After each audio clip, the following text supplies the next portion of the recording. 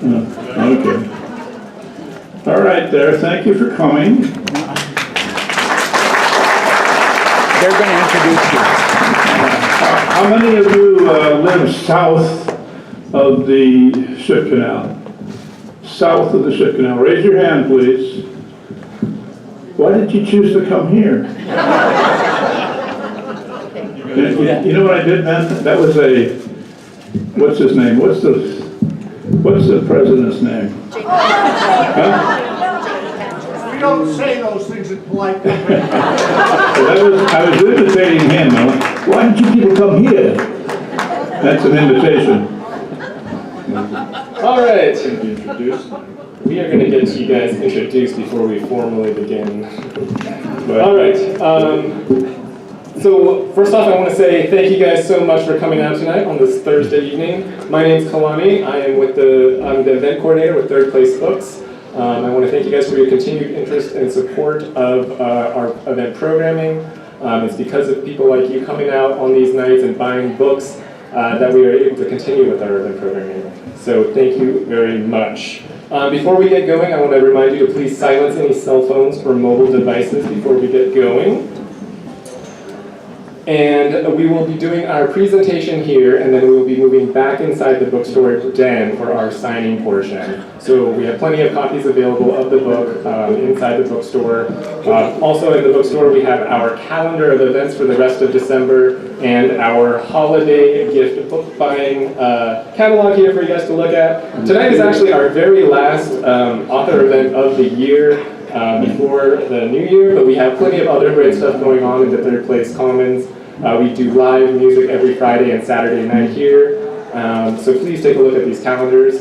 And yes, so we will begin. So tonight we are, of course, very excited to be welcoming Paul Dorpat and Jean Sherrard to Third Place Books to celebrate the recent release of their brand new book, Seattle Now and Then, which was officially launched on October 28th, which was Paul's 80th birthday. Of course, as many of you know, Paul has written his popular column for the Seattle Times Sunday magazine since 1982, having produced more than 1,800 Seattle Now and Then columns in the past 36 years. The new book is a commemorative best-of collection and is arguably the most accessible visual Seattle history book ever published. Joining Paul is his longtime collaborator, Jean Sherrard, who has aided with the Now photos for the past dozen years. More than that, he's been doing it longer than that. Yes. Before we also get started, I also want to thank our partner for tonight's event in making this event happen, the Shoreline Historical Museum. Here from the Shoreline Historical Museum is Executive Director Vicki Stiles. So let's have her stand up one quick. Vicki, are you coming up? Oh, Thank you, Kalani. Thank you so much, everyone, for coming. I am just so gratified and overwhelmed that you were all able to be here for Paul's talk. And Jean. And Jean, I'm sorry, Paul and Jean. I have known Jean a shorter time than Paul. I've known Paul for maybe about half of those 36 years that he's been writing the column, maybe a little longer. And he's always been a little ashamed of me, but that's another story. Well, I made an exception tonight. Okay, thank you. So thank you on behalf of the Shoreline Historical Museum for coming tonight, and welcome to Paul and Jean.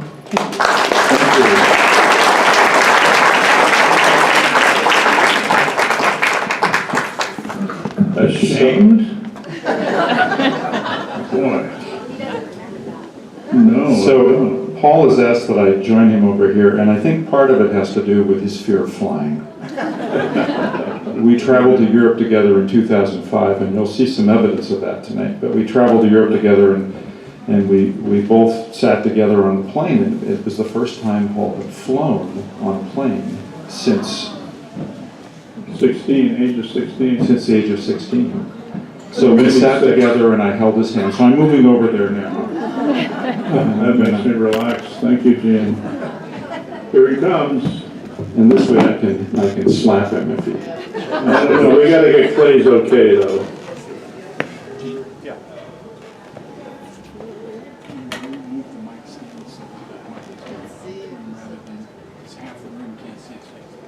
Okay.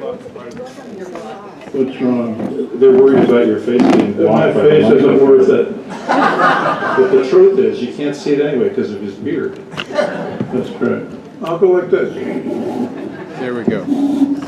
We want to invite you, anybody in the audience, while we're doing this, to interrupt anytime without asking and ask a question, okay? If there's something that interests you, just interrupt. And if it's a bad question, you may be punished. But why don't you risk it? So you're blocking the screen. Am I blocking the screen? See, Paul, I told you I would. All right, then we'll do it the way they want us to do. Let's just do it the way they Is want. that any better? Great. Lower that music stand. I'll lower the music. Lower the stand. Okay, stand will go down. There. And move the mic. And move the mic stand. Get my mic stand. Fine, want the mic stand. We're right there. Okay. So, shall we get started? Well, I'll count them, Gene. all right. 2, 3. Here we go.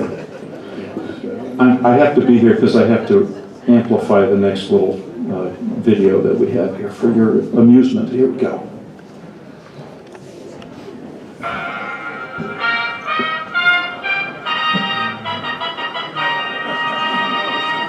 This is Your Life, a program for all America. And now here he is, Mr. This Is Your Life himself, Ralph Edwards.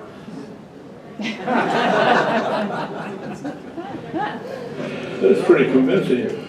So we thought we'd begin, and we've begun every one of our last 10 programs with a little biography of Paul, whose history matches a number of significant events in Seattle history. But let's begin back in North Dakota when Paul was about 5 years old.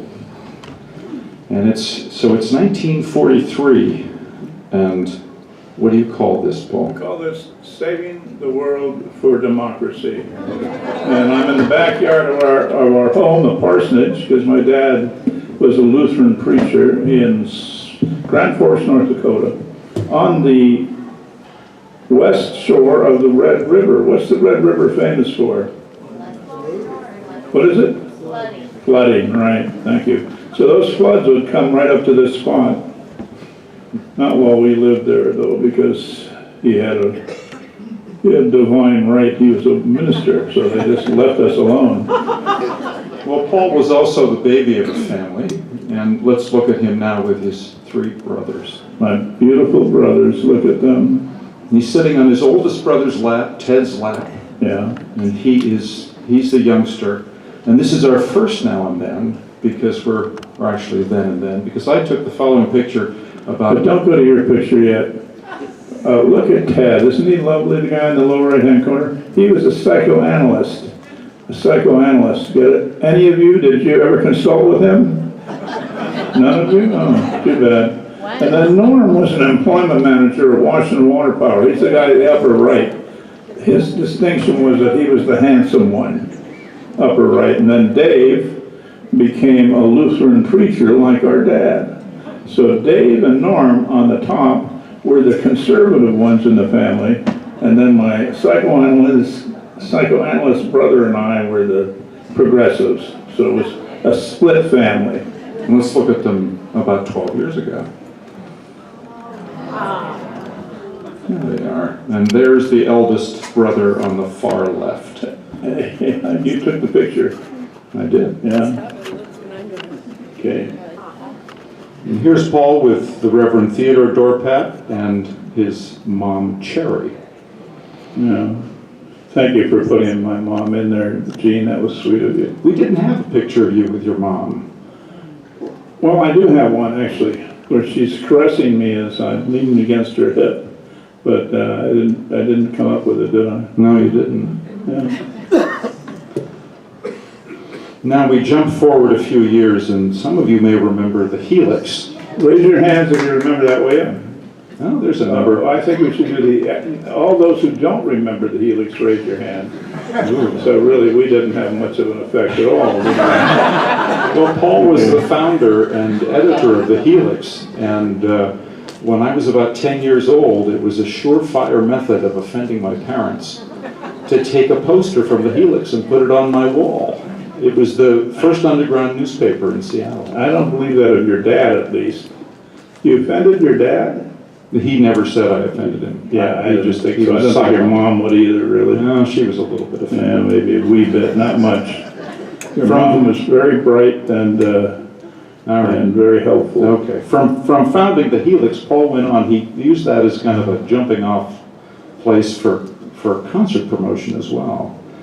And some of you may remember, probably the same numbers that remember the Helix, remember the Sky River Rock Festival. Raise your hand if Raise you your don't. hand. If you And don't were there know any that. attendees at the Sky River? Yeah, raise your Oh, hand. we've got one in front.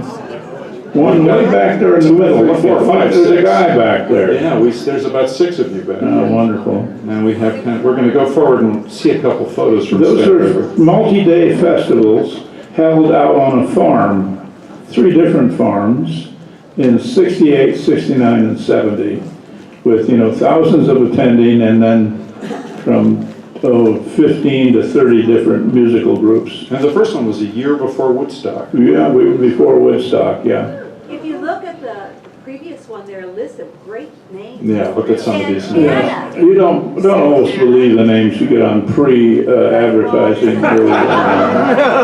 lot of them came, but some never did, But I know, I've seen the pictures, Tina Turner was there. Actually, she wasn't. Yeah, she was at the next festival that was in, not Woodinville. The golden place, what do they call that? Gold Creek, yeah. So she was in the commercial festival, the one run by a rock and roll promoter. We were nonprofits. Okay. We Well, I gave all wasn't our money there to for anything, charity. so I'm just making, here we go. We're going to look at Paul now standing with his good friend Tom Robbins, and he's wearing a saffron robe, and this is at Sky River. I say, yeah, that's right. Somebody gave me that robe and I think I lost it that day. And if we go forward another slide, you'll see one of the reasons they called it Mud River, and maybe some of you are in this photo. Because it actually rained most of that weekend. Yeah. This was the exception. The sun came out for about an hour, and here it is. Is anyone in this photo? Anyone here admit to being? Does anybody remember this festival here? Oh yeah, there were like 7 or 8 of them. Yeah. There he is again, the guy way in the back Way in the there. back through the. We should have him up here on stage with us. So we jump ahead about 10 years and Paul dives into local history, and he released this book, 294 Glimpses of Seattle, and sold it for the grand total of 294 cents. And I think you've claimed you sold 40,000 copies. You keep saying, and I claim that, it's as if you don't trust me. No, I don't have any evidence for it. Well, It's a claim that you make. I can tell you that we printed it 10,000 issues, 10,000 of printing, 4 times. What does that amount to? I guess that's 40,000. That's 40,000, yeah. He also uses that little figure to sort of flaunt his popularity when he was a youngster. I'm he was fairly shy. I very don't do that. popular. Yeah, look at that. We did a book together called Washington Then and Now about 10 years ago. I think we sold 9,000 copies, so 40,000. So this was $2.94. The Washington Then and Now book was $50, wasn't it? 45. 45. So It wasn't nearly as good as the book we're promoting tonight. And we would like you to buy 3 or 4 copies of that. So here's Paul with his mentor. Does anyone know who this is? Some of you might. Writer of Skid Road, which has never been out of print. And this is That's Murray Morgan, yeah. Yeah, Murray's there. What a wonderful guy he was. Anybody know Murray? Anybody in friends? Had a lot of friends. Anybody go to Tacoma College? You might have had him as a teacher and didn't know it. By the early mid-'80s, Paul was wandering around the city and interviewing elders. And here's one of them, Lucy Campbell Coe, who actually, as a child, witnessed the Seattle fire in 1889. Yeah, she was one of the 4 people that I met in those first years of doing this now and then stuff, who remembered the fire as a kid. And there's our Jean, I think I'm thinner there than, Yeah, you're a skinny guy. yeah.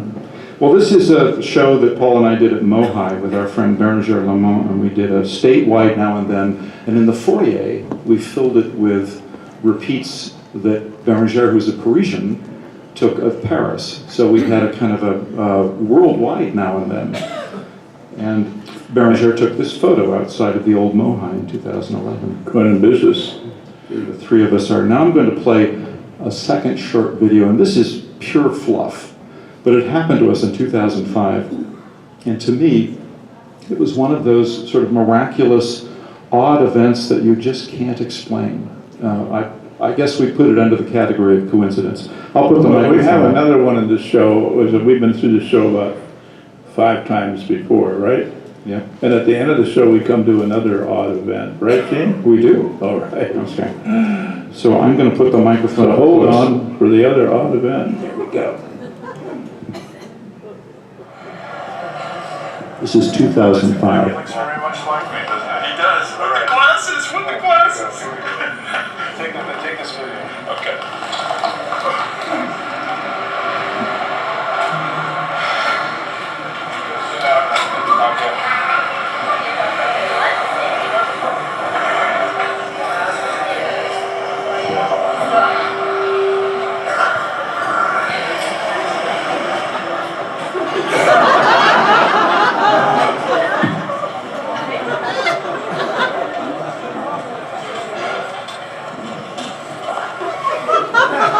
I was getting embarrassed there, So Bérengère, our friend, is a photographer. She sent him back and said, I've got to get the photo of the two of you sitting right next to each other. Now watch as they look up together, and they have exactly the same expression. That's what makes this the eeriest. Here it comes. And I start to laugh at this point. The camera begins to jerk. he's got the camera too, so Okay, here comes the moment.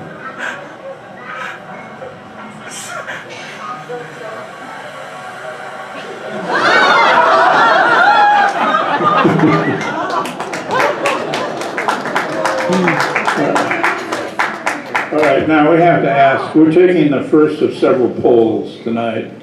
We do this when we do these shows. We have to ask the audience whether that little excerpt there with in Paris is worth including the next time we do the show. Those who feel enriched by that, please raise your hand. And those who would scour it and deny it and fledge it to the basement, raise your hand. There's 2 of you that don't like it at all. Thank God for democracy. I'm voting with the 2. I think it was indulgent. Very good. Thank you very much. So here's, Proof of the doppelganger. it is. We take that as the proof of doppelganger land. And in fact, Bérengère took this photo, and then about 5 years later she went back, and we were also curious as to who this guy was. She found him in his church, and he is a Romanian Orthodox priest, and he received a special award in Paris for the restoration of his Romanian Orthodox church. He still looks like Paul. All right. Okay, let's get on to the main event here. We have a handful of examples of Seattle Now and Then, the Historic 100. And this book is taken from the 1800 columns that Paul wrote. And we actually, in the book itself, we follow those columns in the order that Paul wrote them. So the first column in the book is the first column that Paul wrote for the Times on January 17th, 1982. Doesn't mean the second column in the book is not the second column I wrote in the Times. So that principle just holds for the first one. Thank you, Paul. So this is the homecoming parade of the 63rd Coastal Artillery in 1919. They returned from the First World War, and it's a huge welcoming parade. And my job as the repeat photographer is to find comparable or at least reflective events. So I returned to the corner of Pike and 4th, which is Westlake. and found the largest march ever held in Seattle, January 21st, 2017. How many of you went to that? Raise your hand. And you had to come down from the north end. That's pretty impressive. That's good. And here's Paul's original photo, which he took in the fall of '81 in preparation for the column. And you see the lovely barista on the right-hand side holding the photograph. So this was number one. Mm-hmm. And here is our first spread in the book. So we go forward, we're going to leap around a little bit. There'll be some themes we explore. We're going to start with some of the biggest and the mightiest, and this is Seattle's deepest snow, which was from 1880. And on January 5th, 1880, it began to snow. And the snow kept on falling, and in 8 days, 64 inches fell. You don't see those 64 inches there, though, do you? No. 'Cause this is after the sun's been out for a while and it started to melt. But this is better for architecture because you can see it. It's not hidden by the snow. Go ahead. Where was that? Well, we're going to look at it. I'm going to surprise you now, because we're looking up Cherry at first. And I don't know, it might be a little bright, but I'm very proud that I found snow. I think we should give Jean an applause for going out in that weather. It was brutal. It was the deepest snow since I started taking pictures for this repeat book, which has been in 3 years. So I had to get down there and Thank you, Jean. Yeah, thank you, Paul. Yeah. All right. Now we jump to the waterfront. This photo was taken by the soon-to-be great Norwegian photographer, the Norwegian national treasure Anders Vilse. Before he moved back to Norway to join his wife, he spent almost a decade in Seattle taking some extraordinary photographs. We should say that his wife preluded him in going back to Norway with the understanding that he would join her, and then, after a visit with the family, they returned to Seattle. But once he got there, what happened, Gene? Well, once he got where? Norway. Oh, well, he got to Norway. Well, let's hold on. Let's tell the story after we go through his slides. Can I do that sequentially? So he's still in Seattle. I broke his rhythm, didn't I? Jeez, that's a shame. Go ahead, Gene. Well, this is his photograph of the waterfront in the late 1890s. And it's, you can see the smokestacks. And it brings up to me that the classic phrase of the industrial age when the rich guys would sit in their mansions looking down on the smokestacks and they'd think muck is money. Because all that smoke meant profits were being made. Well, we look at it today. Yes? Sorry? No, you go ahead. Oh, thank you. I learned my lesson. Okay. So, I offered to sit on the other side, Paul. You can come over here if you want. No, that's fine. Would you like the chair? No, I'm fine. So I went back to this spot and retook a shot which is already almost dated. Let's take a look and you'll see why. Who are these kids, Gene? Well, these kids are my kids from Hillside School, and I take them on field trips and I teach them drama. But what's about to change here, and that's young Will Maltz leaping for joy near the fountain there.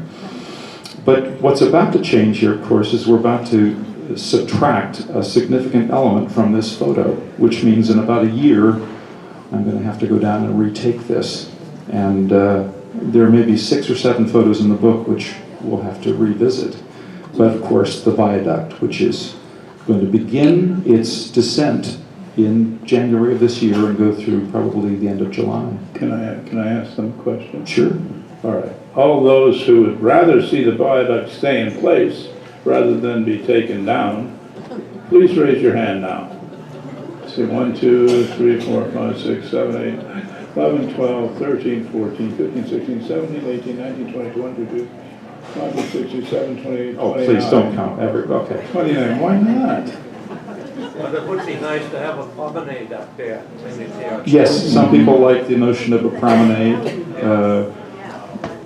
No, we could do the count again. I counted 29, but I believe that there's more than 60 people here tonight, isn't there? Yeah, there's more like 130, I think. Well, then we win, don't we? Jean and I like the idea that that they're getting rid of that noisy, smelly thing. Whereas we have the guy who's sort of our manager, the guy sitting here in the front, Clay Yields with the camera. He's from West Seattle. How do you think he feels about it? Clay? Not happy. It's our lifeline.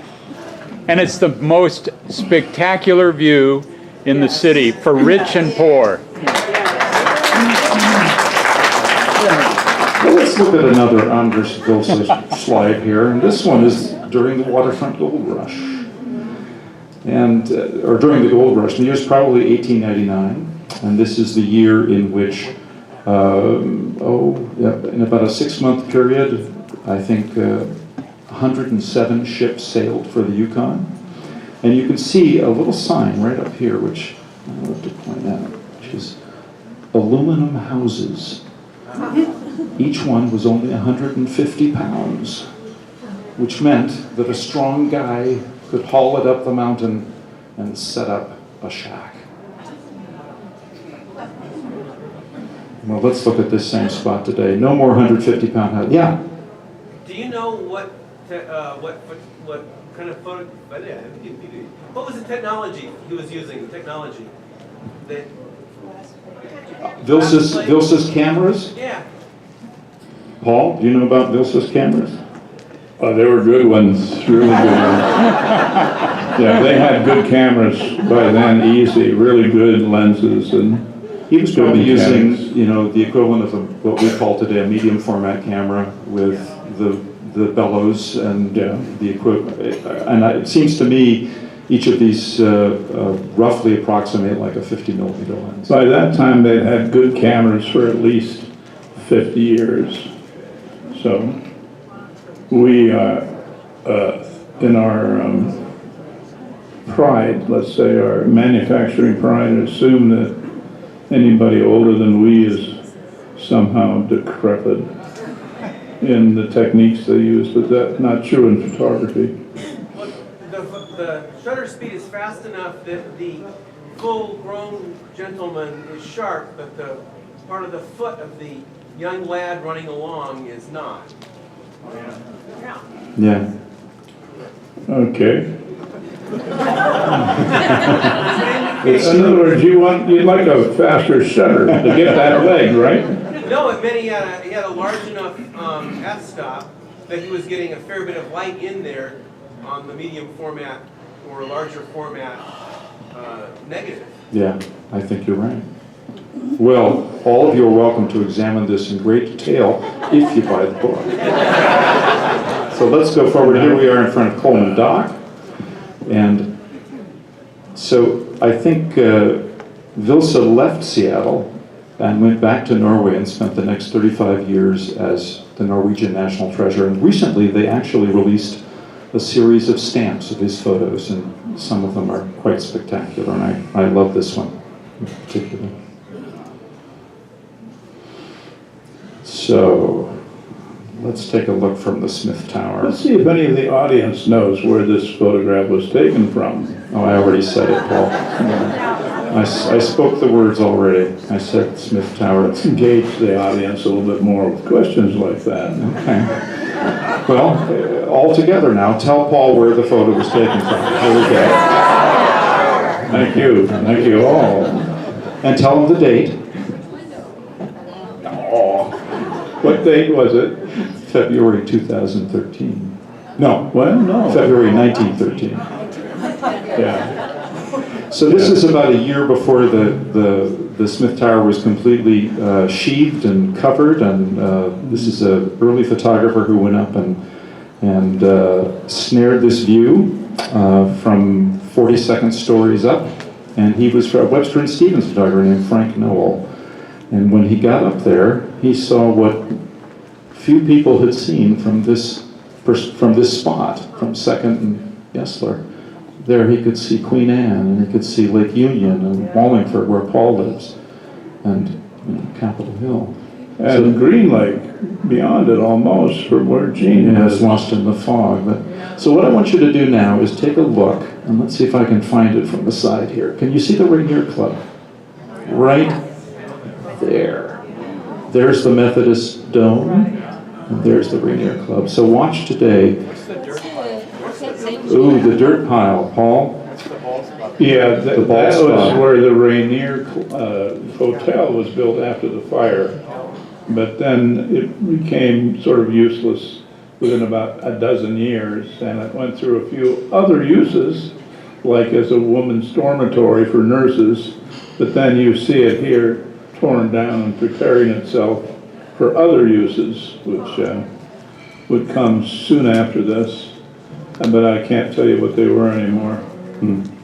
I once knew. What's the church of it? What's The that? church is St. James, if you're looking at the Twin Tower Church. And this is, and St. James is in the book, because if you look at St. James here, it's 1913, it's 3 years before the dome collapsed under the second largest snow in Seattle history, which was 1916, February 2nd. And what we have is, you'll see, I don't show it tonight, but you'll see in the book a picture taken from the oculus of St. James at their 100th anniversary commemoration of that collapse of the dome. Maybe you'd like to explain what the oculus is. I don't think so. Let's go forward.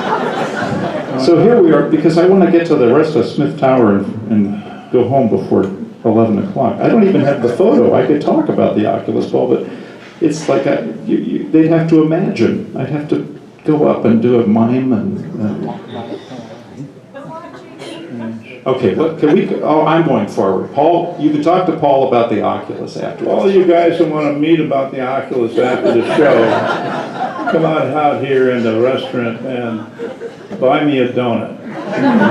All right. So watch as we shift to a modern view from Smith Tower, and what you'll see is watch for Lake Union, watch for Queen Anne, but particularly keep your eye on that Rainier Club and right down in the middle there. Did I hit it? Yeah. Okay. So let's go forward. So one of the responsibilities which we take head on in this book is to remember a city that's changing so rapidly that when I go out and take pictures, there were several spots where I think I returned in 2 years. I went back maybe 6 times because it was altering so quickly that I wanted to get the latest version of it that we could get into print. But this is, it's a bit of a torment sometimes to. Well, this four-master is the Monongahela, and it's been in Lake Union for 3 years and was being towed to Eagle Harbor just before the closing cantilevers of the Aurora Bridge finally drew shut and created the bridge structure. What's the real name of the bridge? And well, you're going to find that out in the next slide. I'm being coy here because many of you know the actual name of the bridge, but we'll go up to the top and you'll see the opening ceremony of that actual name of the bridge. So let's go forward though. Monongahela ended up in Vancouver as where it survived a few more years hauling lumber before it was scrapped. But this is one of the classic Seattle photos before the bridge was closed up. And now we're going to look at it today, looking across. Before we get up top, I want to introduce you to a telegraph key called the Taft key. And it was given to President William Howard Taft by George Carmack, the man who first discovered gold in the Yukon. And the key was made of solid gold and was adorned with 22 solid gold nuggets, which Carmack had found in his own holdings. And what's significant about the Taft key is that Taft actually used it in 1909 to open the Alaska-Yukon Pacific Fair, which was our first Seattle Fair. And then once again, it was used in the opening ceremonies of the George Washington Memorial Bridge, which occurred on February 22nd, 1932, the 200th anniversary of the birth of George Washington. And the story behind this rather spectacular photo of the crowd streaming onto the bridge is that the governor, Roland Hartley, was a man who was not in favor of the Aurora Bridge or finishing 99. He was against it. He thought it was a waste of money. And so he inveighed against it for a number of years, and finally, when the bridge was completed and they were preparing to celebrate the opening, Roland Hartley showed up with a very long speech, which he began to deliver. And as he delivered the speech, the crowd grew restless, and they were all standing on either side of the bridge, thousands of them. And he, of course, in his speech, he took credit for the bridge. And it went on so long that he wasn't paying attention to the clock, and he didn't remember that Herbert Hoover was perched on the other side of the country with the Taft key in his hands. And at 2:57 that afternoon, Hoover punched the Taft key, interrupting Roland Hartley, and the crowds, shouting their delight, streamed onto the bridge. The fireboats shot up their great flumes of water, the fireworks went off, the flags unfurled, and Roland Hartley never finished his speech. So what did he do when he pushed it? He what? What happened when he hit the key? When he hit the key, it sent a signal to a telegraph operator on this side, and whoever that was said, "Okay, we're gonna, now the flags go down, the boats set off their flumes." Just a single signal, Just a single signal. That was all it was. And in fact, let's look at it today. Same general location, and here is Herbert Hoover standing next to a radiator, oddly, sending the signal to open the bridge. Now another president used it one more time before it went into the Smithsonian. John F. Kennedy opened the Seattle World's Fair in 1962 using the Taft key.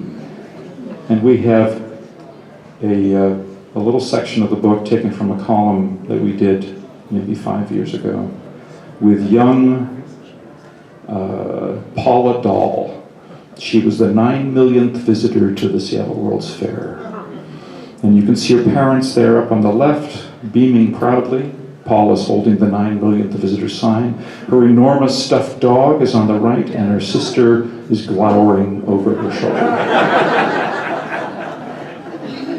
On the repeat, she's an elementary school teacher in Issaquah, and she has the 9 millionth sign on her wall.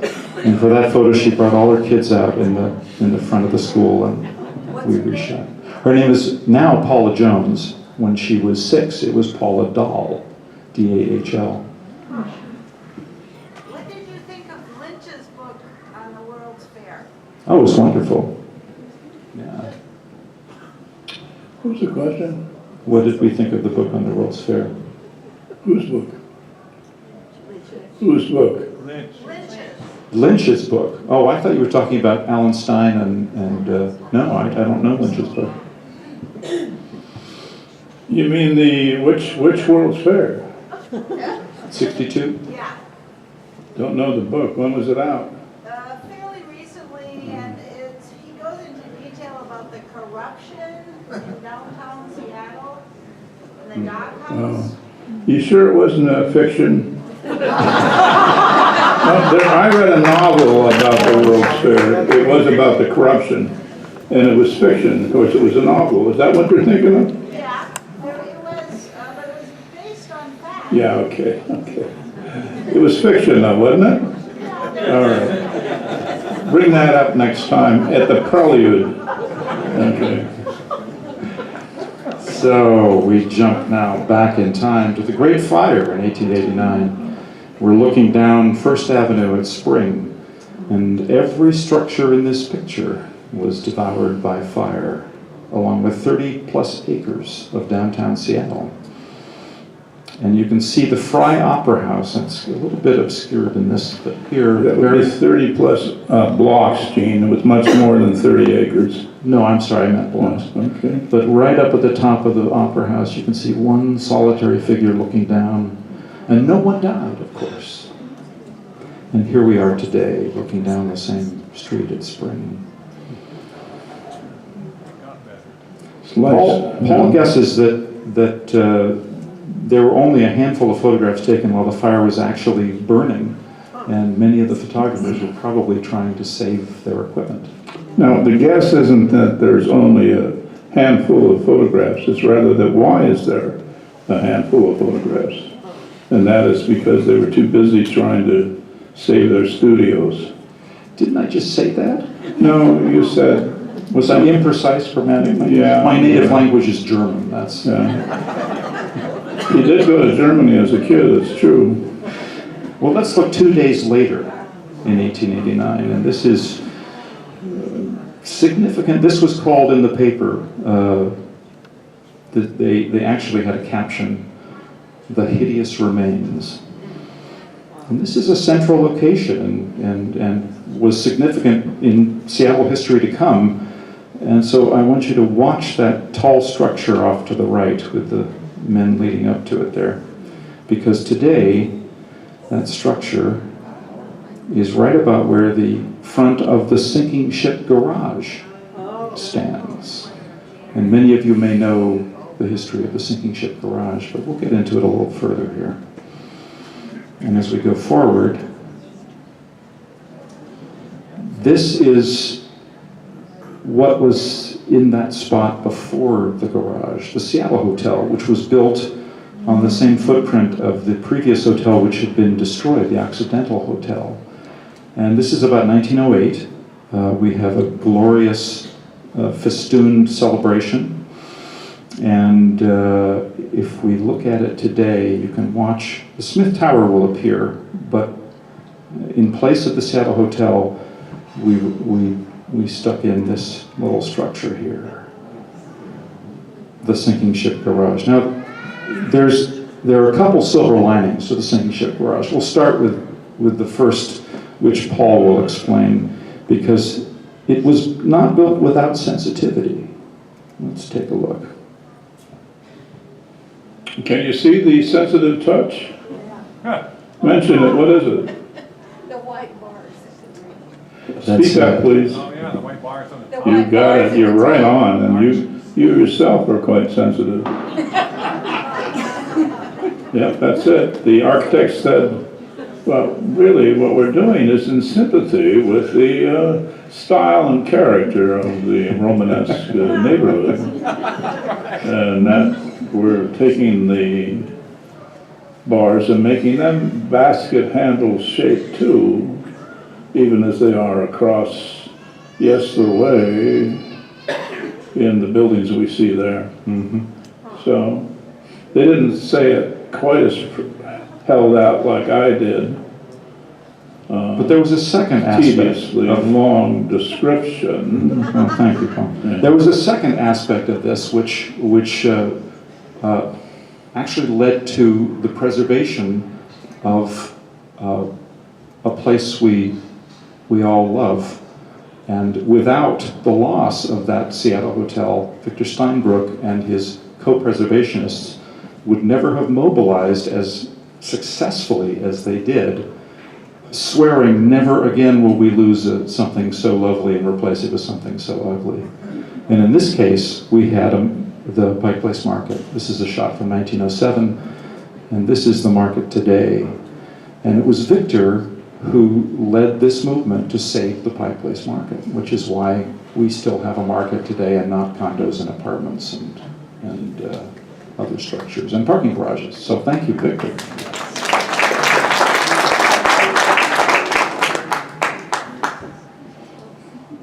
Another story of loss.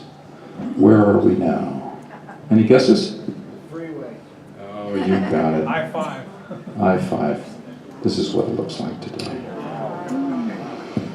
It was taken by a photographer named Werner Langenhager, who was a Boeing engineer, and he knew that within a few years, this Melrose Place would turn into this freeway. And so he memorialized it. It's in the book. You see Werner's photo looking both north and south along the freeway, and it is this lovely alleyway. Midwinter.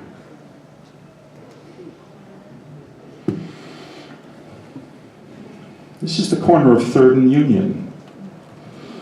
And for a Seattle resident in the early 20th century, you might say, meet me at the steps. And everyone knew that you were talking about the post office steps. And these steps were made of Chuckanut sandstone. And there was a problem with the sandstone. What was it, Paul? What was it, Gene? No, please, Paul. Well, it was very porous and could pick up tints and suggestions from the environment, including pigeon poop. And hence it got very brown and hard to clean. And so the children in the city were asked to write little short stories about the pigeon poop and the I've never heard this before. yeah, well, I'm making it up. And so it was. The winning story suggested that they tear it down, which they did. And then they replaced it with something that was impervious to pigeon poop and that we all love to this day. That's a recent picture of the contemporary Facade. post office facade, yeah. The one that they built right after they tore down the sandstone was much less appealing. It was just a straight glass, you know, the glass facade, window facade. But you know what troubles me most about this photo is... Give us a multiple choice. You want to Well, I'm just going to say it because it troubles me, which is all too often we lose those public spaces. I don't think anyone suggests that we meet them here today. The interim spaces seem to disappear with too much frequency, and this is a wonderful place to stand and meet someone. What did they say? Meet me at the steps? They say, meet me at the steps. Actually, the steps were an afterthought because when they were building that building, they were also regrading 3rd Avenue. And the steps were not in the plans. The steps were added because the street was lowered.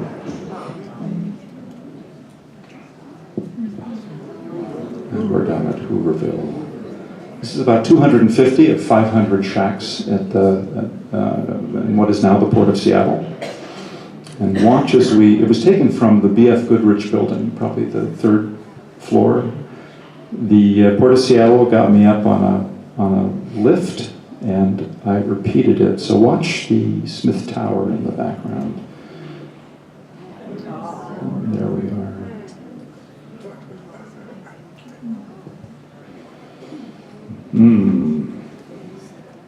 One of the last trolleys, streetcars, to patrol Fremont. Is that a streetcar or a trolley, audience? Let's vote on that.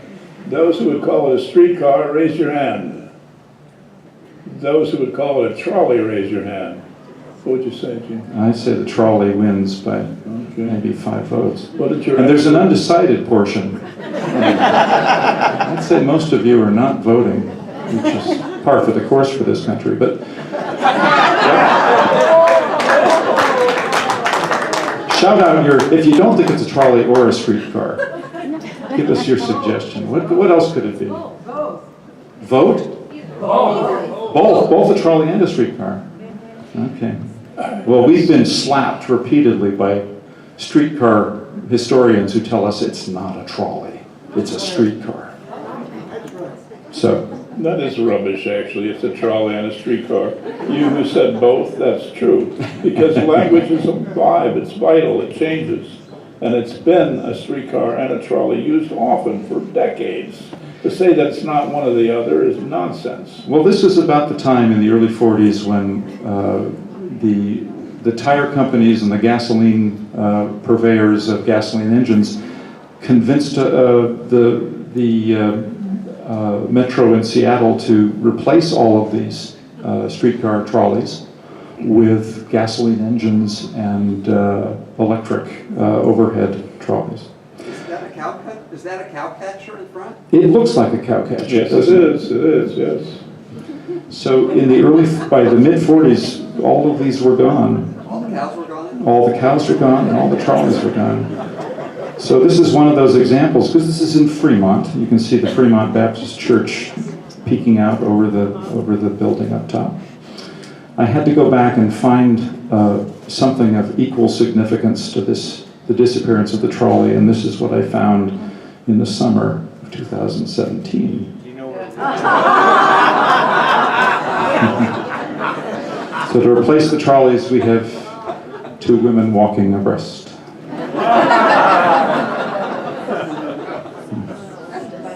And I apologize for that rather tawdry joke.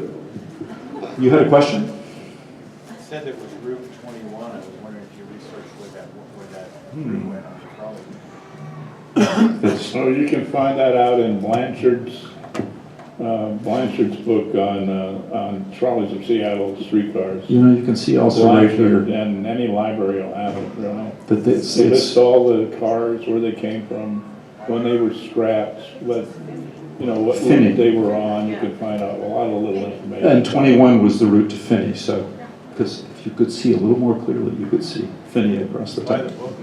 You could see it if you buy the book, yeah. Where on Finney was 5? Speak up. Yeah, Where on Finney was 5? Route 5? yep. Route 5. Where on Finney was Route 5? Oh, no. Anybody here know? Normally the person that asks the question is the person who knows. Where was it? What? Where was 5? 5 was on Finney Ridge. Yeah. There you are. See, you knew it You and knew you the asked. answer. It must have shared the route with 21. No, 21 was not near there. Huh. Where did 21 go? I'm not sure. Well, you don't know where it went. How can you say it didn't go there? Yeah, you see the problem here? Your pride has gotten away. Settle down now, that's all. Somebody massage his feet, please. Interesting, he is 92, and he and his mother used to take the streetcar. Oh, well, we apologize then. That's okay. How old are you? 92. Whoa, marvelous. Give us the secret. Yeah, I bet. Are donuts part of it? You can eat all the donuts you want, go to bed early, and marry a good woman. Wonderful. Well, very good. That deserves applause. And you also have to not only have to marry a good woman, you have to obey her. Very good. Well, this is in the International District, and the 90 plus years that separates this photo from the current photo are nothing has much changed. And in fact, this was taken at the Goheen celebration in 1920. So we're going to go forward now and to repeat this photo. You can see the lion dancers, and it was a 6-day festival celebrated by the Chinese citizens of the town. And you can see the Hotel Milwaukee up to the left. To repeat this photograph, I went back to Chinatown and found the Seattle Kung Fu Society about 2 doors down from the Hotel Milwaukee. And Sifu Zhang Liang, who's been teaching the master of the sensei of the Seattle Kung Fu Society, has been there since 1960 and was a teacher of Bruce Lee's. And he brought out his crowd of students, and they assembled on the street to repeat the photo. And he's 80 years old, and he's standing right there. How are his knees, do you know? They're excellent. Oh, Kung damn. Fu, I guess, is great for the knees. Damn. But he doesn't eat donuts, Paul. So that's all. Where is this? Arboretum. Arboretum's a good guess. Any others? White River, Savannah. Speak up, please. Shout it out. White River? Ooh, You're getting close. getting close. No, you're I heard it. Black Yeah, River, right? that's our clue. We go to black. This was taken in 1906, and it's the adventures of pleasure seekers journeying in a flotilla down the old river route from Lake Washington to Puget Sound. They didn't quite make it, but this is a photo that appeared in the PI. And of course, the Black River today looks more like this. Because when they lowered Lake Washington by 9 feet, we lost some of our, some other bodies of water around Lake Washington. The Black River was the one river that was flowing out of the south end of Lake Washington into the Sound. And now it can be found in culverts and sewers and bubbling up in parks in Tukwila, but you can't boat down it any longer. You don't want to swim in it.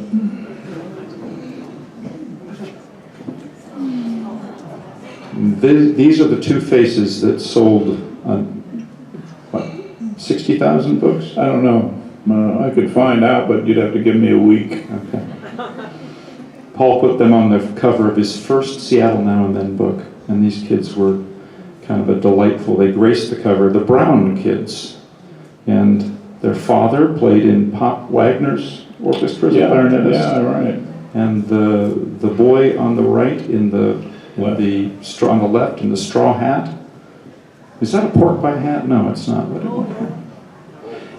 He became a voter. He became a Seattle cop. Yeah, a detective. And this is at Lake Union today, right around Aloha, Southwest corner of Lake Union. Looking down the You southwest see that corner. trestle there off the left? That's Westlake. So all this water to this side of that trestle has all been filled. Why did they do that? Why did they fill it? Because they could have more land to sell and use. They could sell it. Yeah, They could sign up more acreage. more acreage, yeah. And here we are More today, buildings. It's all covered now with buildings, you know. covered with buildings. These are my neighbor's children, Tia and Liana. And this was taken for the show that Paul and I did at Mohi in 2011. And I went back earlier this year and took them again. And they've grown up. Tia drives today. It's terrifying. Is she still playing the violin? She's not. She gave up the violin. Why? That's a We'll shame. give her a call later. Liana is a dancer, though. Here we go. We always get a nice little We do, don't we? Yeah. gasp of approbation. Why didn't you save it if you felt that way? Well, this, of course, is our own flying bird, the kalakala. And it's passing from Lake Union out to the Sound, and its decks are covered with, what would they be, passengers? Pigeon shit. Perhaps.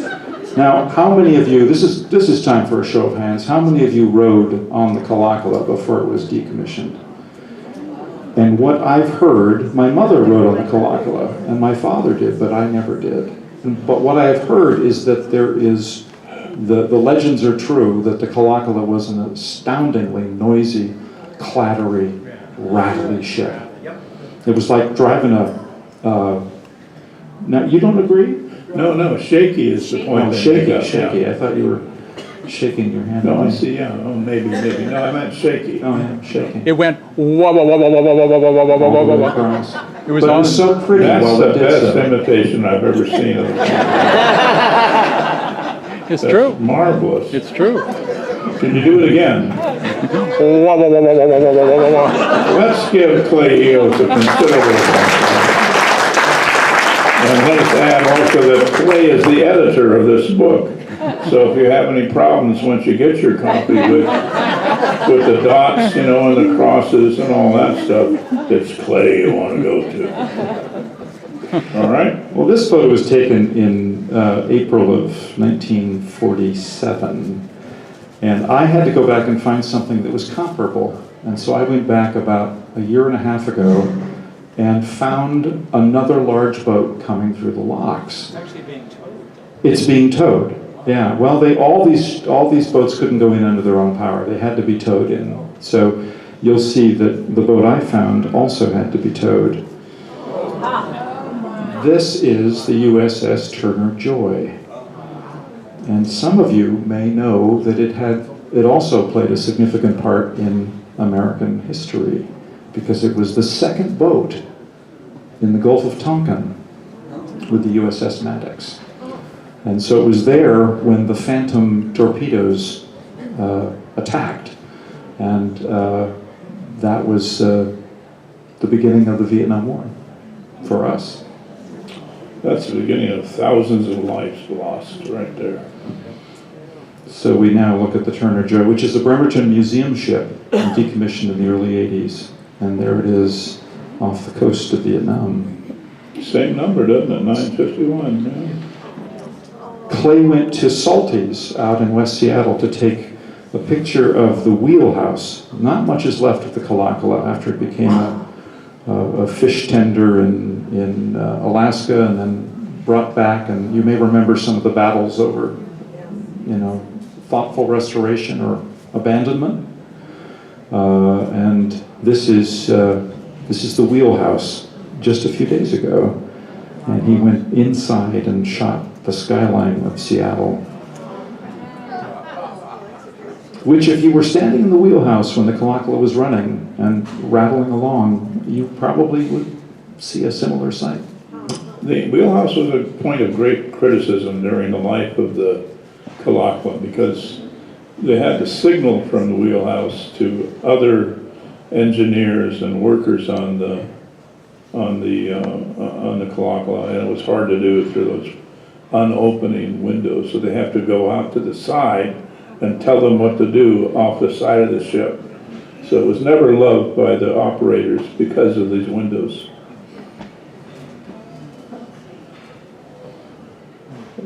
And here's a story of loss to come. This is in the days before the viaduct opened. This is probably April of '53. And we're going to jump right now and look at a shot I took just about a year ago. Pretty close to the same spot. There's a building here, and I want to call your attention to it. And it's one that Paul and I both like. I'm going to squeeze through. And it's this structure here, which is just on the verge of being completed. They'd finished most of the sheath and we're just putting up the very top part. It was called then the Mark and is now the F5 building. And Seattle developer Kevin Daniels was a huge fan of Audrey Hepburn, particularly of Audrey Hepburn in Breakfast at Tiffany's. I'm not making this up. And so he commissioned ZGF Architects with a tall order, which was to find in a tall structure in central Seattle to find and replicate the spirit of Hepburn, Audrey Hepburn, in Breakfast at Tiffany's. And let's look, this is the photo that they used. So I want you to look at the lines of the building. We'll come back to it, but it's particularly that kind of lightning streak down the side. And let's look at Audrey. This was up in the lobby while they were building it to inspire the workers. But I love the same line of the cigarette holder and her hips and the angles. And here's the building again. And I can't think of another building on the planet that's been inspired by Gene, what was the name of the famous song that came out of this movie? Oh, Moon River. Oh, Moon River, right. How many of you remember Moon River? You do? Well, let's You're try in to danger sing now. it. You ready? Here we go. Moon River, wider than mine, I'm crossing you in style someday. You're me maker, you heartbreaker, wherever you're going, I'm going your way. Pretty good. Rivers, That's That's enough.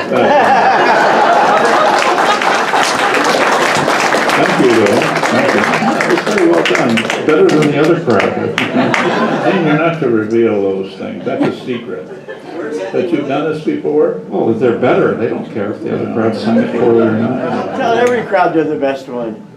What's that? You tell every crowd that they're the best one. Well, that's a good point. Yeah, we could That try crowd, that. we said, you're nowhere near as nice Yeah, a crowd you as did the crowd. very well on that. This is the best crowd I've ever seen. Yeah, I'm gonna use that technique. And I got that from Tony Bennett. from Tony Bennett? Yeah, he says that everywhere he goes. You're the best crowd. He This, probably no, says, I play so many places, but you people are the best. well, you know, it's just like any artist looking over. You ask, what's your favorite book? It's always the last one. You know, it's because you love the one you're with. Seattle now and then. Okay, so here we are, Asher Curtis, taking a picture of Green Lake in 1903 from the hill up above. Jean lives right up there on the right. Far right. Yeah. Is that from Finney then? Looking?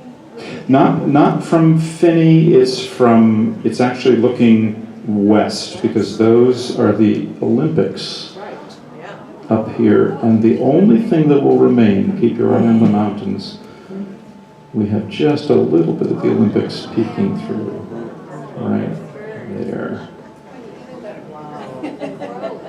Yeah, no, this was about an hour of, because this is a pretty boring shot. You know, you've got the freeway, and when that little viaduct is empty.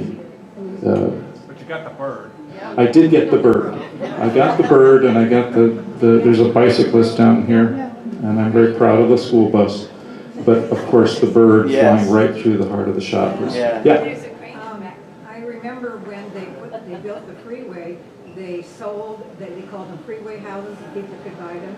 And my girlfriend's family bought one and put it on Burke Street and just off of 85th. Yeah, I know Burke well. It was a dirt road at that time.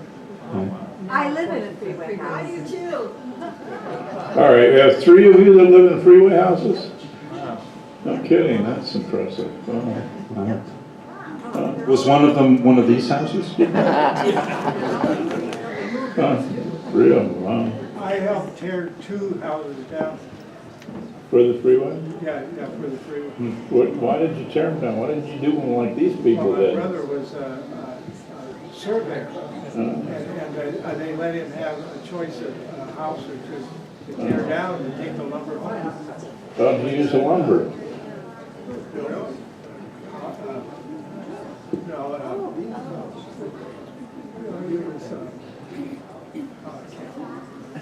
Did you build a new house with it?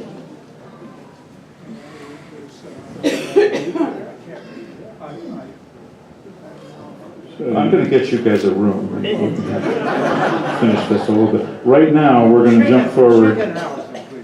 Chicken houses. Chicken houses. Oh, got you. All right, sure.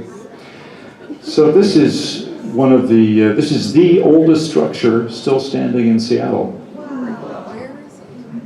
And Paul was given or loaned this photo by a significant figure in Seattle history. Who was that, Paul? Who was it, Gene? Paul? Well, let's ask Clay. Clay, who was it? Who was it, Paul? Anybody got an idea? A famous West Seattle character. You got it. And West here, Seattle character doesn't narrow it down much. here is Ivor's mother and his grandmother and his grandfather. Isn't that his grandfather? Yeah, there? Hans Hansen. Yeah. And down on the, leaning against the tree is a young, virile, snidely Whiplash. We don't know who that is. What's that? Who you got from the audience, please? No, it's a snidely Whiplash reference. You dirty rat. Yes, you dirty rat. You dirty rat. Hey, dirty rat. Who is the little boy here, Paul? Do you know the little boy? He's one of Snidely's kids. So this I house, actually ran a court case against Ira's mother, because she had the power of attorney after the folks died. And she owned most of the property because she gave most of her time as the youngest child to taking care of the parents. And he was angry with her because he and his wife, who was his sister, her sister, didn't get as much property as she did. So he took this to court and he lost. So there was a fight there between the guy at the tree, Whitley, what's his name, please? Snidely, and then the mother, so. Anguish over property. well, the house was actually built for Doc Maynard, who moved to West Seattle from now around Pioneer Square, trading his 280 acres of land for 340 in West Seattle, where he began a farm with his wife, Catherine Maynard, and they nearly starved to death. But this was the house that he was living in the 60s, and it was sold. Yeah. Are you sure of that? Yep, that's what it says in your column. Is that what I wrote? That's what you wrote. When they moved it, did they take it apart and reassemble it? No, what they did is they did lift the house and move it from a block away from where it sits today. So they moved it up 64th from Alki, or Alki. This is now about the third house from the corner, and I had to jump over about 10 houses to get here. Now what's interesting is that there's no marking on this house whatsoever. At the end of the street there's a plaque, but let's look at it today. And they've taken off the south wing. The north wing. And Clay is in this picture, aren't you? That's right, there's Clay Eels with the Southwest Seattle Coast Historical Society meeting in front.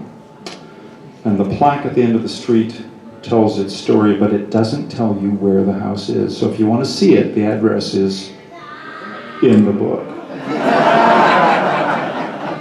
I was wondering, can you estimate how many houses were moved for the freeway roughly? Any idea? No, I don't. We have one of the writers for History Link took a great interest in that and did a lot of research on it and wrote about it. So I would say go to History Link and look into the freeway and houses and all that. So I live in one of them, but I'm just curious how Yeah. many. I would think that there would be a pretty good essay on it in History Link. Yeah, no. Thank you. Well, we're coming towards the end here, and we're looking now at Princess Angeline, or Kiki Soblu was her given name. She was given the nickname Princess Angeline by Catherine Maynard, the wife of Doc Maynard. And here she is sitting on the porch of her shack below Western. And until about a year ago, we really didn't know exactly where this shack was. But Ron Edge, who's one of our collaborators, triangulated a number of photos and in fact used this photo, the full version of this photo, which you usually only see the Angeline shack half of. And using trees and stumps and building cornices, he calculated where this place was, and we poised Ron on about the front porch, he estimates. But what I love about this in particular is it's the only open green space in this whole section of below Western. Everything else is filled with parking garages and apartment buildings. And on the left, that's the Pike Place Market parking garage. And on the right is the Fix Medor building. You can go down another block and you have the Pike Street hill climb. But this is untouched. And it's filled up with these, what would you call them? Bamboo. It's bamboo, yeah.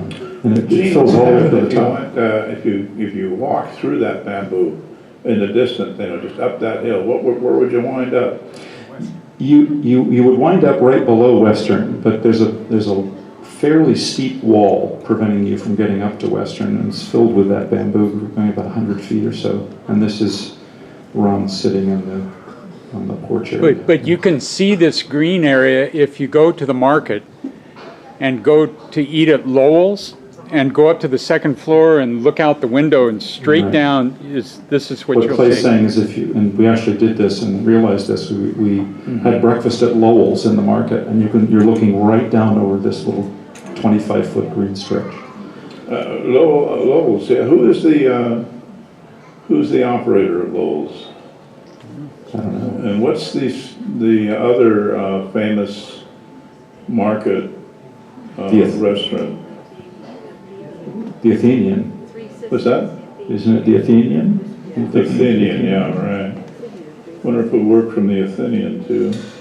Well, we look down now at one final shot of Kiki Soblu sitting on the corner, or below the corner of First and Pike, in what is now Post Alley. We've inset a picture of her father, Chief Seattle. And this is taken in the early 1890s by an unknown photographer. But the reason we put them both together like this is because we found two descendants of both Kiki Soblu and Chief Seattle. And we brought them to the same spot, and here they are. This is the great-great-great-great-granddaughter of Kiki Soblu, Mary Lou Slaughter, and her distant cousin Ken Workman, who is the great-great-great-great-grandson of Chief Seattle's second wife.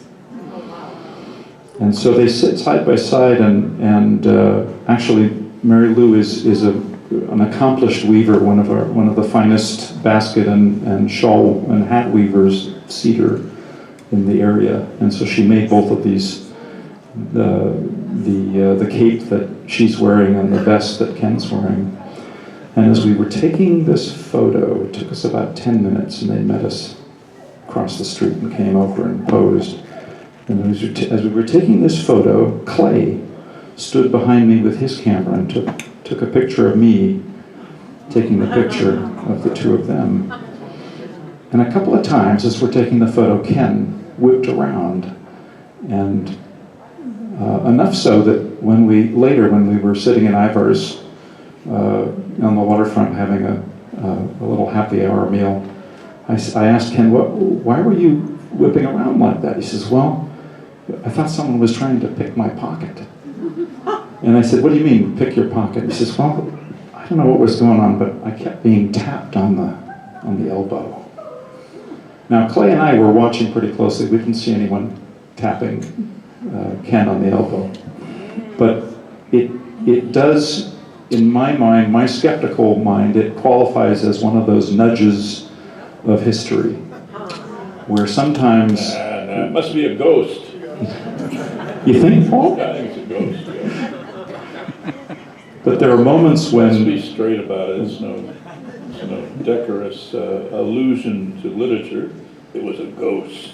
Well, I won't go that far, but I will say that when I'm standing taking pictures and I find that spot where Ashel Curtis stood, or Oakes stood, or Ellis stood, and I'm right at that point, there is a little nudge, and I can feel it too. Oh, I see. You, in other words, have experience in that regard. I have experience in that, yeah. And probably in London, maybe a lot of it. All of it, yeah.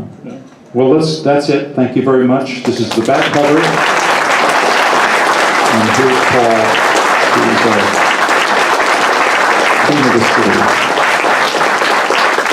And I just want to say that we are privileged to have nearly 4 decades of Paul's work ongoing, because I don't think there's another city in this country that has that kind of legacy, that weekly hit of history and investigation. And so I want to, add my own applause. Let me set up for this. Okay, you can set for that. All right. Anyway, so that's my big thank you from me to Paul, because he's just been he's given us a gift which is decades in the making and has taken his entire adult life, and I'm proud of being associated with it. If they buy these books, it'll help the debt we accrued making this. It's all that debt. Thank you so much for coming. Thank you.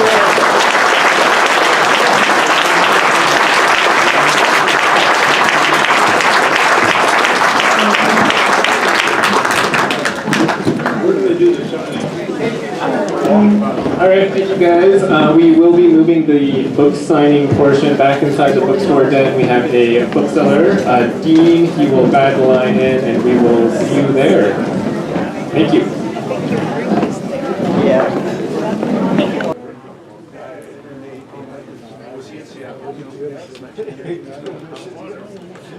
Hold on, you guys, hold on, be patient. You can take it over to the side.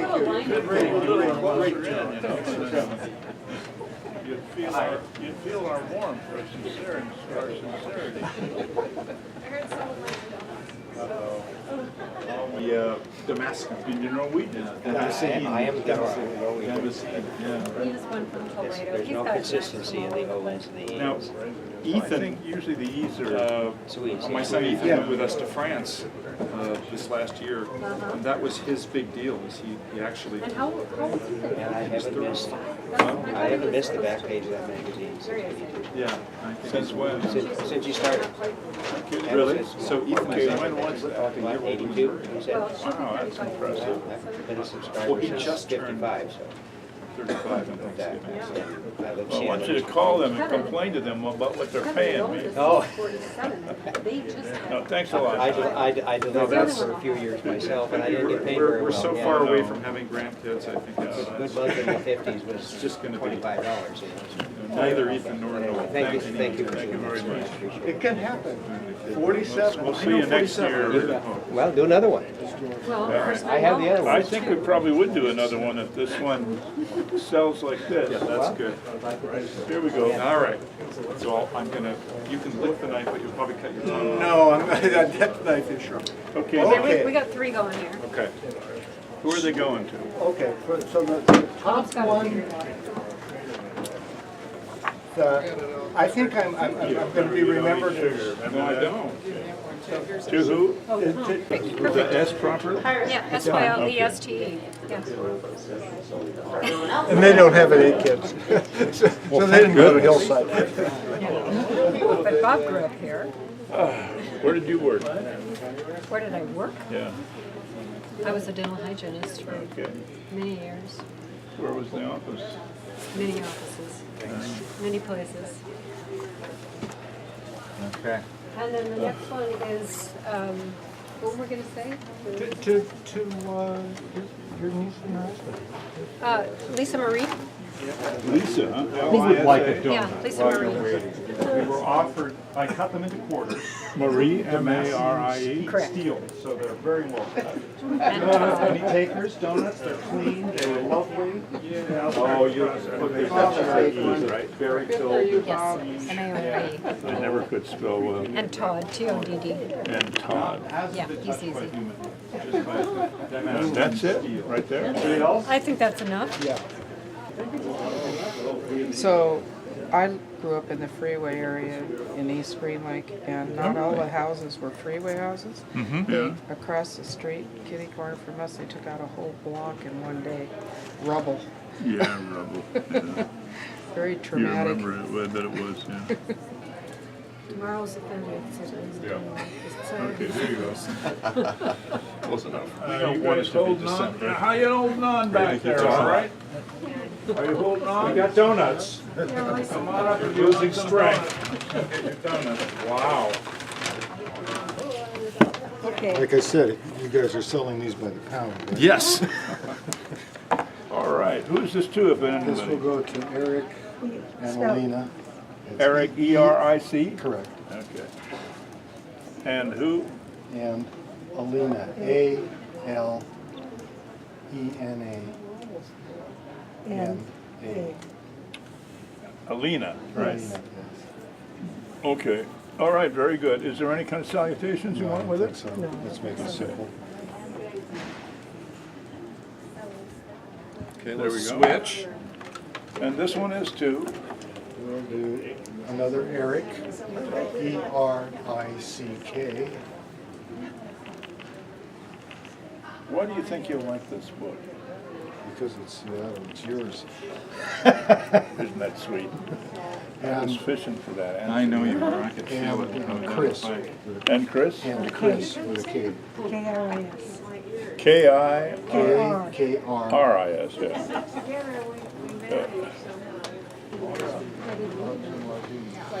And Donna, right? Donna, D-O-N-N. Yeah, I'm gonna get it. Just give me a moment to think about it here. Okay. You would have been all over it. Oh, that's stylish. I can't rescue it.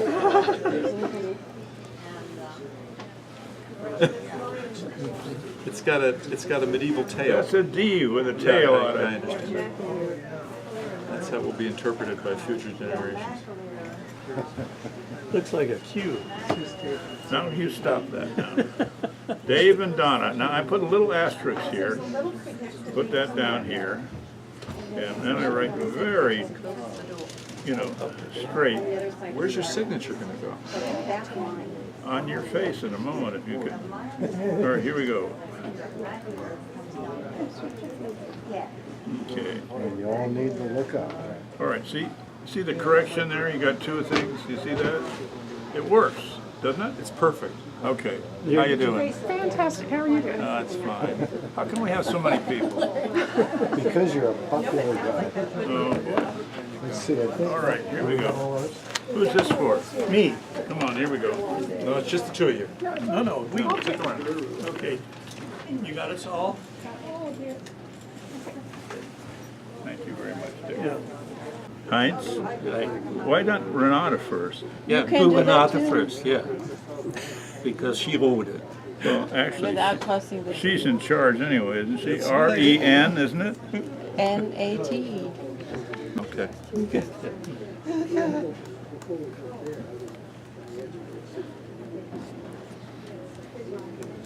Heinz is an N, isn't that an M, right? It's an I Like and in an ketchup. N, like the ketchup, like Oh, Heinz that's right. 57. I'd like a Mine's hamburger now. 57.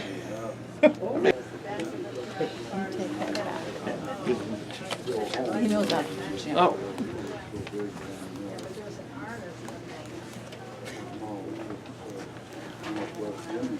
Okay. I think Jim's a pretty happy fellow, isn't he? He is. He's a very happy fellow. All right. There we go. Anybody else do this That's too? it. No, That's it. It's good enough. Okay. To Kimberly, K-I-M, K-I-M. B-E-R, B-E-R. L-Y. Okay. All right, and from whom? Yeah. Dad, that's nice, okay. How do you know she's gonna like this, Dad? I don't know. Because I'm right here.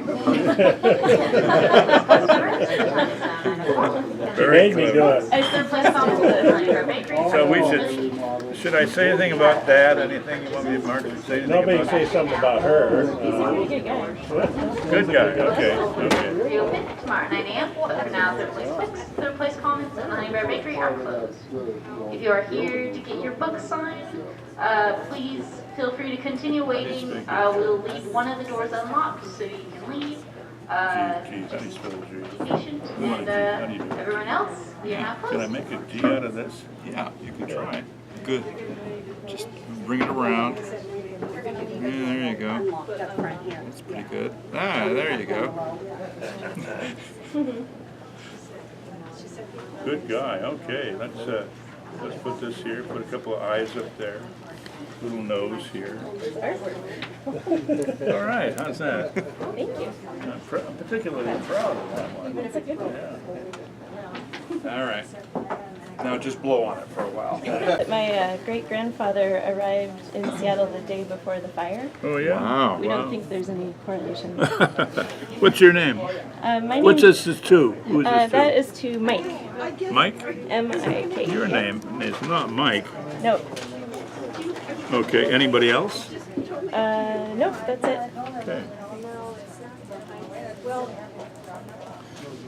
Okay.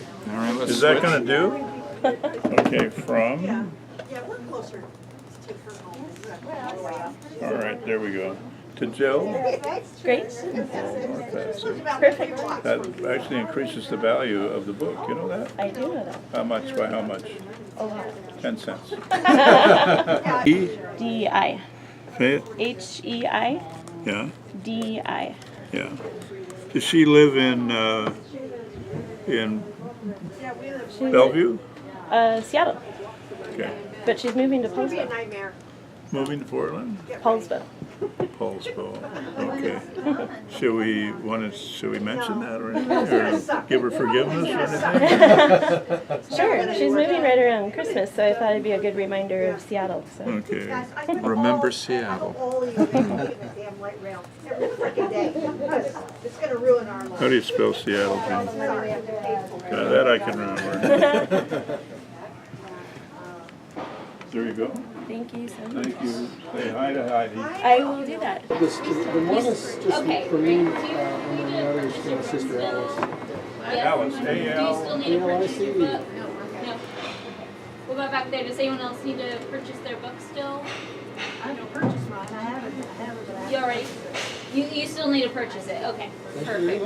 Thank you. There we're gonna go add. Okay, brother-in-law of Barrett, married wife to Alana, right?